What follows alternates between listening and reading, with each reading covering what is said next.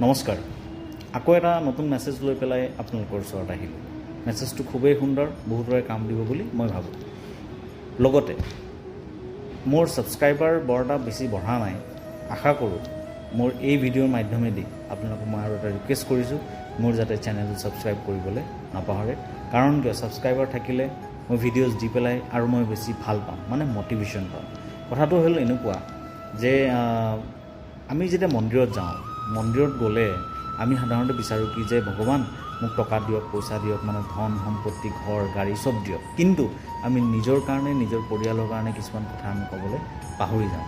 তেনেকুৱা কৰিব নালাগে। কাৰণ কিয়, ভগৱানে যেতিয়া আপোনাক দিব সেই সময়খিনিলৈকে আপুনি ৰ'বই লাগিব। কাৰণ কিয়, সময়ৰ আগত কেতিয়াও বস্তু একো এটা নহয়গৈ।